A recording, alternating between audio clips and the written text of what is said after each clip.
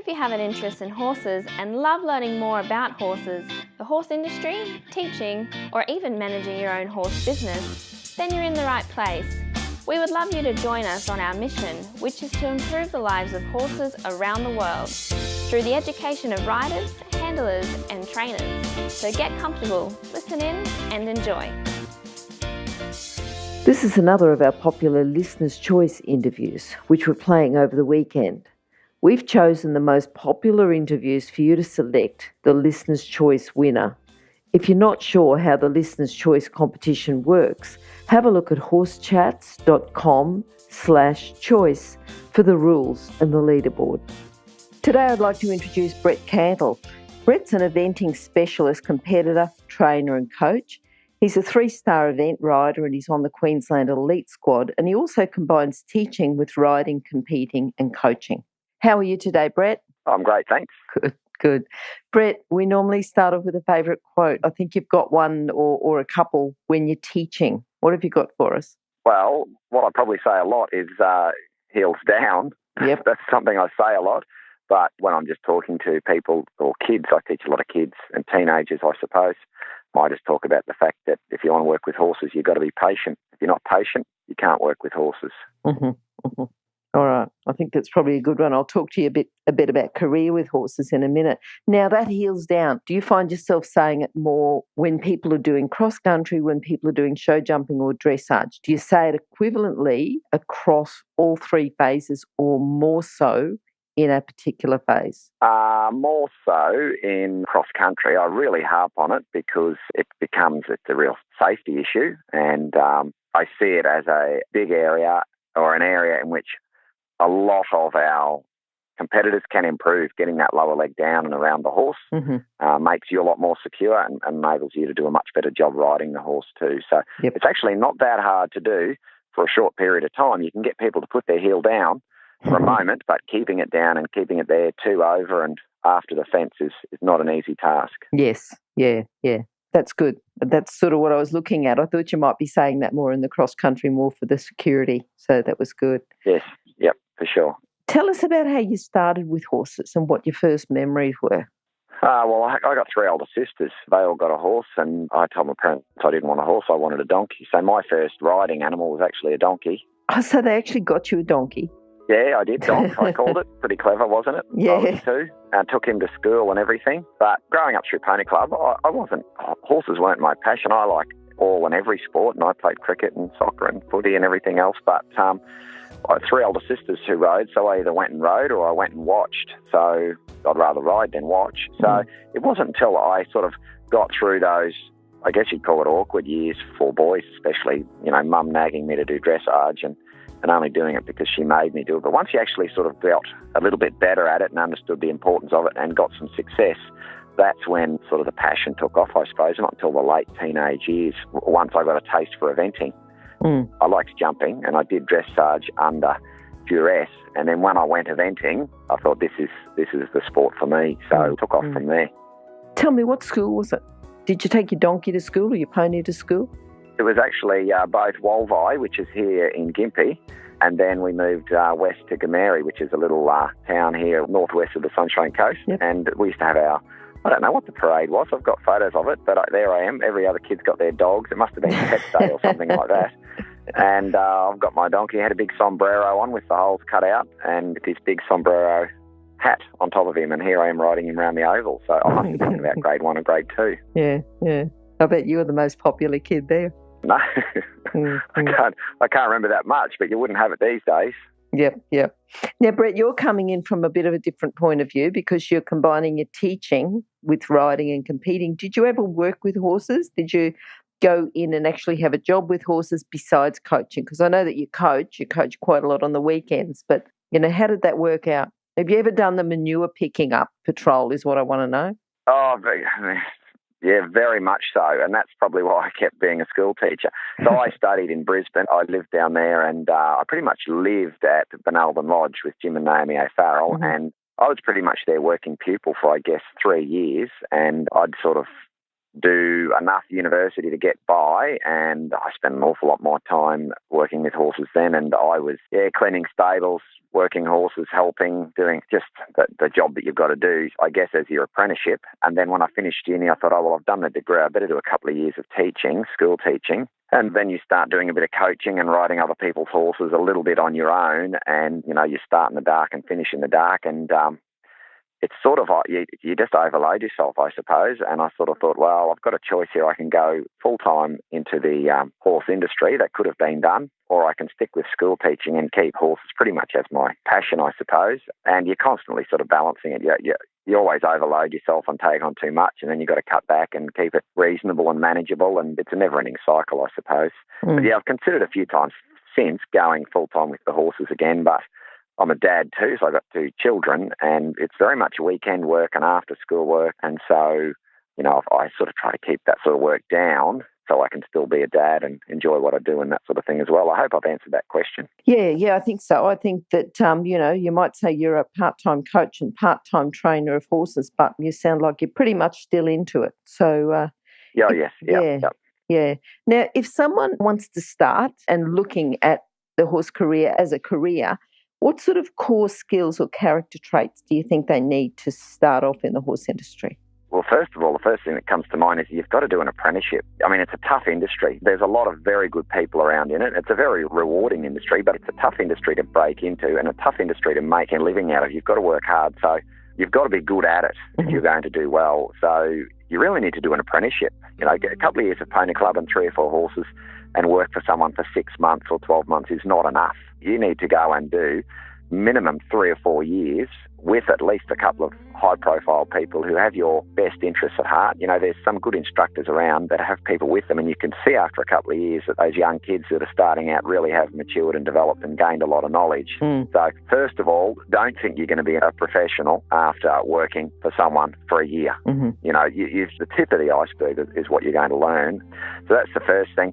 You've got to be really patient. Well, before I say that, actually, it's got to be a passion. You can't be just a job, because there's a lot of hours and it can be very rewarding and it can be very demanding as well, and there's ups and downs, and so it has to be a passion. It's got to be what you love to do. And then, you've just got to be prepared to work for a long time. You've got to be resilient, put up with those tough moments and not give up. You see a lot of people come through and, they have a lot of success and they've got a lot of support around them. And then when they sort of have to do it on their own, I guess, and you have a few tough times, it really does test your mettle. So, resilience, patience. The longer you work with horses, the more you realise that there's no quick fixes or quick answers or tricks. It just takes a long time to get those good results. So, an apprenticeship, patience, passion, resilience, and a willingness to learn. And you said very interestingly that, don't think that you're going to start at the top. It takes, if you look around at professional horse people, they've been doing it for a long time. You don't just go and get your first qualification and say, right, I'm there now, I'm at the top. That's just the beginning of your horse career. Yep. And it gets sort of, unfortunately, especially for me, the more you learn, the more you realise you don't know. Yes. And so then you're just always seeking knowledge, and, you've got to be someone who looks at what other people are doing, and, you look at the good people, what are they doing, and copy them and see if it works for you, and ask and, all that sort of stuff. All right, what's the best thing about working in the horse industry? Oh, the horses. That's pretty easy. You like spending time around horses, especially good horses.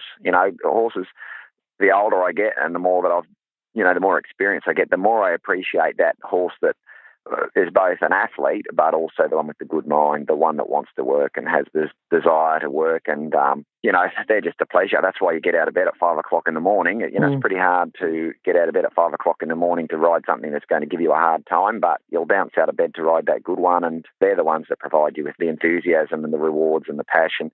But the horse people are great too. It's a world of its own. It's all encompassing, I suppose. You sort of just live in that industry, and you end up with all your friends. Most of your friends are all horse people, and competitions and clinics, and that end up being social occasions as well. And so, working with horses is one thing, but all your mates end up being in the industry as well, because that's where you spend all your time. And I like the way that you said, the good horses and those with a good mind. And I think if you get horses that are willing to learn and people around you that are willing to learn, it's just wonderful. Yes, yep. And that's always a balancing act too. I think a lot of those amazing athletic horses can be quite tricky too. Yeah. So you've got to be really careful. When you want that elite competitor, you've got to get the top athlete. But sometimes the higher you get up the grades, certainly I see that in eventing. Then sometimes it's that horse that's got the good brain. It's the one that has the success. They're not a freakish jumper or an amazing mover. Mm-hmm. It's that horse with desire to work. Yep. Now, you talked about spending time and doing your apprenticeship with Jim and Naomi at Penalpin Lodge. Who else has influenced you? Well, since then, quite a few people, but just I'll sort of expand that out a bit. I think if you're going to have success and going to do well, you've got to have a good team of people around you, people that you trust and that have got your best interests at heart, but also people that you respect. So, for instance, at the moment, I've got 3 trainers that they could tell me to stand backwards on a horse and close my eyes, and I would do that. I've got Emma Flavel that helps me with my dressage, and she's brilliant. She's a brilliant coach, and I've got full faith in her. And I know if I do what she says, I will continue to improve and do well. So then Guy Crichton, he's forgotten more about show jumping than I'll ever know. But again, Guy is just brilliant, and he's really good for me mentally as well. He understands how I work. And then I've got a guy that I call sort of my dialer coach, but I've had an association with him for over 20 years now, and that's Glenn Pearce. And he's been a World Cup show jumper. He's been a Grand Prix dressage rider. In fact, he's had one horse that did both World Cup show jumping and Grand Prix, and he's pretty much my dialer coach now. I get him to go over my videos and have a look at things, and if I've ever got sort of behavioural issues or, I'm not too sure about this, that, or the next thing, Glenn's a guy that I call, and I had a lot of lessons with him years ago. But I live a fair way away from him now, but that relationship's still there. And with all 3, that team that's around me, it's really important that they're honest. If I do a lousy job, they tell me, and that's okay. That way when they also give you praise, it's genuine and real. So sort of going back to what we were talking about earlier, it's important that you can take criticism. Yes. Sometimes you need to be told the hard way. And so those 3 are 3 people that are really important to me now. But Glenn, for a long time, years ago, Guy Jenkin was excellent. And, even people that just are on the periphery there, like Jocelyn Park, that you just bounce the idea off occasionally. I hadn't seen Jocelyn for ages, but she was at the Queensland 3-day event there last year, and there was, 1,000 people there. I've got no idea, a lot of people there. And the one person I sought out to ask about my cross-country round, how did it look, was Jocelyn. And I haven't really had much to do with her for the last 10 years. But you have those people that you lean on. But she was another important one for me as well. So you need a good team around you. Yes, definitely. Now, you've talked about people. What about horses? Thinking back to when you first started, who's been key and made you, to influence you and help you with your career? Well, it started with a few little ponies that I fell off an awful lot of. And I had a little grey one that we used to ride bareback, and we jumped down laneway with no reins and no stirrups. Jim O'Farrell would do that. If you did that these days, you'd probably be in all sorts of trouble legally. But we did all that crazy stuff on that little pony that I guess you just learnt to stay on. And then I had a horse at Pony Club that I just did everything on. And I look back now and the stupid stuff we used to do and how we lived through it, I don't know. But then my big break, and pretty much the horse that made me, and I owe an enormous amount to, was a big station-bred thoroughbred gelding that I had called Alchemy, and he went 3-star, and I had a lot of success on him, and I learnt an awful lot. And, I'd love to get a horse like that again now. He just had this amazing desire to work and to learn, and he just tried so hard. And I had him for a couple of years, and he went 3-star, and then I sold him for what back then was a lot of money, and he pretty much set me up for life. The money that I got from him, fortunately, I invested into property, and I bought my first property with, he didn't buy it all, but he bought a fair bit of it, and that has really gave me a massive head start in life. So I'm very, very fortunate with that horse. But what I learnt on him, and also because I just had enormous confidence, I think confidence is such an important ingredient. If I didn't know how ordinary I was, I probably wouldn't have had that success. But he instilled that in me, and we just went. And, by the end, he was sort of medium advanced dressage and 3-star eventer. And because of that, then you get a name and a reputation, and then, you're confident in your own ability to keep going with other horses. So I've had a fair few since, and I've got a really good one. Now he's not mine. He belongs to Lars and Madonna Hedberg. He's a warm blood stallion called Premonition, and he's just sort of taken all before him. He's just a super, super horse, but I'm glad I've got him now. and not 20 years ago, I think, because I had to be a little bit patient with him, and because we've sort of looked after him, he's just turned into an amazing horse, one I'm very, very fortunate to ride.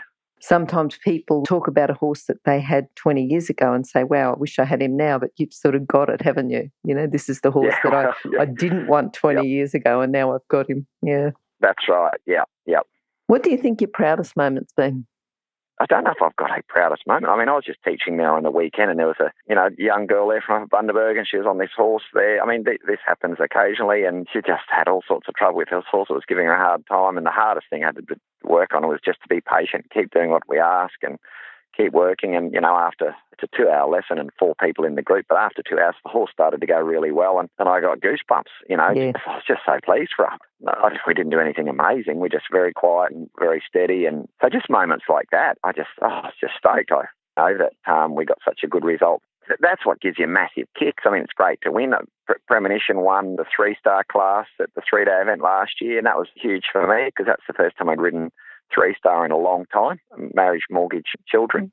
Absolutely stoked with that, just to ride at that level again and beat some very good competitors from New South Wales. So that was, most recently is competitively was my best achievement. Just the fact that that horse is going really well, I'm really, really proud of. But lots and lots of little ones happen along the way. Thinking about where you are now and thinking about getting up and winning a 3-star, what do you think's been your biggest challenge? Time, pretty much. Yes, because you're juggling the job with the horses. Yeah. Yep. And you can never really get everything balanced and sorted. It's just difficult. You can do everything better. You'd like to spend more time teaching so you can earn more money. You'd like to spend more time with riding more horses. You need to spend more time with your family. That's just the constant pressure. You need an extra 2 hours in every day, and you need an extra day in the week, I think. What time management tips would you be giving people, though? Because people can be in the same boat, if they want to do other work besides horses, and they've got to juggle the two. And that's always, a lot of people say they go to horses because then that way they can spend the time that they want to spend. But, I'm sure we've got listeners that are juggling time, even people that don't keep their horse at the same place, and they've got to drive to their adjustment, or they've got other things. What time management tips would you give people? Well, I think I don't have many good ones. You must be doing something right. Routine's really, really important. Like at the moment, I've got to get out of bed at 5 o'clock in the morning. That's no big deal, really. But to get into that routine, after you've got out of bed for 2 or 3 weeks at that time in the morning, it just becomes part of your daily habit. And so then it's sort of normal. So I think routine is good, and you've got to work to earn your rests. You don't have holidays, or you don't have a break until you've got so many of your jobs done, if that makes sense. Yeah, my big thing, I just have to get into a routine and make that routine work. And you just got to, unfortunately, a lot of other things have got to miss out. We don't get to play golf or go to the movies that often. But I think sometimes too we get a little bit, I know I've got to keep reminding myself that you don't have to always get everything done right here and right now. And if the grass is a bit long over there, then that's okay. You used to work too hard to get all that stuff sorted. My place is certainly not a pigsty now. It's neat and tidy, but sometimes you just got to not worry so much about some things as well, I suppose. I'm getting off track there now, I think. Yeah, I think, you're still trying to organise everything. Yeah. So you're really putting the priorities, where you want to go, and you're prioritising. So you're not worried about things that are at a lower priority. And that's still part of your time management tips. If you're an equestrian coach or a horse riding instructor, or even if you aspire to be one, have a look at the free video series for horse riding instructors on the Horse Chats website. Go there now, have a look, horsechats.com.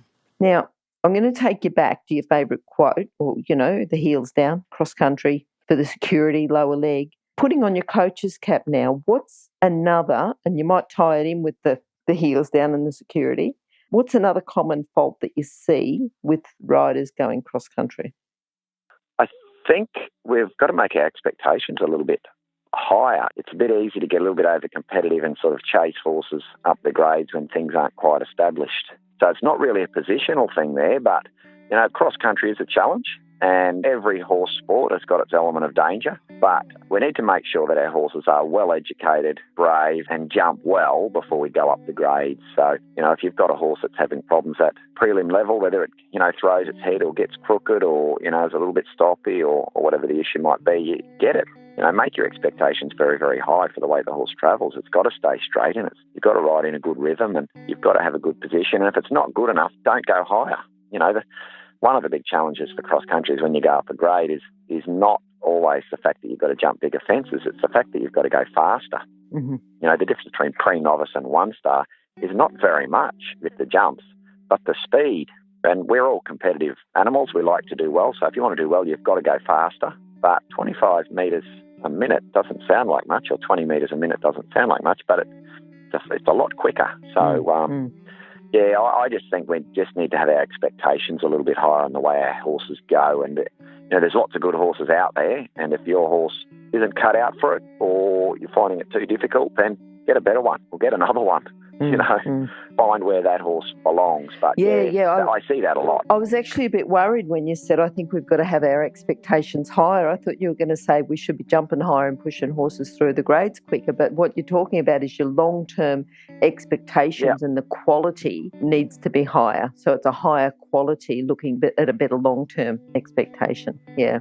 Yeah, because at those lower levels, you can make mistakes and you can have half strides and things like that on those low fences, and it doesn't matter. But there comes a point where you can't do that anymore. I mean, nobody's perfect. Everyone has the odd moment where we run a little close or a little far away or don't quite jump through the middle or whatever else. But when we're doing it often, if it's at a low level, that's okay. You can get away with that and keep practicing and keep training. We've all been there, and we often go there again. But, yeah, we need to make sure our horses are really well schooled and well educated, and we don't accept those poor rounds as, oh, well, that's okay, we'll kick on and go to the next one. We need to have the horse really well established before we go to those bigger classes. Yep. All right. Now, Brett, have you got a book that you can recommend to the listeners, something that's going to complement their training? Well, my favourite books when I was a kid were the Black Stallion books, the Silver Brumby series. But I just like, I like reading. It's unfortunate the horse magazine's online now and they recycle a lot of their articles, which are really good, but I just don't read them as much as I used to because of that, unfortunately. But I just like the articles when you get some of these professional trainers and they'd talk about how they deal with a particular issue or something like that. But you can just pick up Saddle World and Horseland and these sorts of shops, the old 101 basic jumping exercises. And you can just pull out of that something that the professionals do, where they just set up a little grid or, just a basic principle that you might be working on, keeping the horse straight, riding a line, adjusting the stride.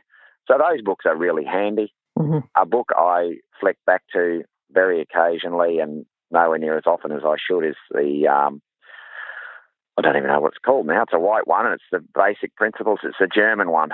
Oh, the principles of riding. Just go back into that and just talk about, establishing the contact and encouraging the horse to reach and stretch and things like that. If you've got a little issue, you just go into there and, it just never hurts to refresh and relook. So that one's always on my shelf, and I probably only look at it 2 or 3 times a year. I should look at it a lot more often than that, but that's good too. And remember, you can find all the books recommended by our guests at horsechats.com/books. You can have a look at the guest page for the individual book they recommended, or just look at the recommended books by order of popularity at horsechats.com/books. All right, now, you've got Premonition. He's going well. I'm thinking, what are you looking forward to? What's the next 12 months, 2 years hold? Well, he is world class on the flat, and he's an exceptionally talented jumper. So with him, I just need to keep him brave and sound. I mean, he's very sound now, and his attitude's really good. So I just need to make sure that I pick my right courses to continue to build and develop him. He is a stallion, so he does have a little bit of a mind of his own. That's just the way nature is when they're stallions. So I have to be careful to pick the right courses, but I want to do some of those big events, 3-star, CCI 3-stars, 3-day events, Sydney, Melbourne, 4-star Adelaide. And Adelaide's really 2 years away, the 4-star class, so I'd really like to get to there, but 2 years is a very long time in the horse sport. So I just need to pick the right courses with him, but I just need to keep his mind right and keep his body strong and continue to build that base of fitness in him to make him a real endurance athlete, because they gallop for long distances, 11, 12 minutes, which is a very, very long time, 7 kilometres. Yep. So, all right. Now, Brett, can you just in a few sentences summarise your philosophy with horses? My philosophy with horses, I think you have to be very, very patient. There are no easy tricks or, magic silver bullets to fix things. You just have to have be very, very patient, have a good team of people around you that support you and work with you and continue to want to learn. You just got to want to have that thirst for knowledge and understanding and continue to improve your riding. I guess every time I compete, I just try to make sure my horse is a better horse at the end of the competition than it was at the start. Yeah, I don't know if that's really a philosophy, but you just got to be patient. It takes a long time. Yeah, I think that's good. Yes. Yeah. Okay, Brett, now how can people contact you? Well, I'm on Facebook, and shortly I'll be having a blog where I'm trying to, I guess, have a bit of an outlet there where we can share a few bits of information. You just want to try and give people a bit of help and a few ideas, and often it'll just be just my thoughts and ideas. And do you have a name for that yet? Well, I think it's going to be called Reflections on Horses. Okay, yep. And it's not supposed to be a hard and fast training thing or anything like that. It's just putting thoughts and tips and little bits of videos in there and, just general stuff. People are often interested, so just try and share a little bit of stuff. And so, through Facebook, there'll be a blog and, I guess, phone.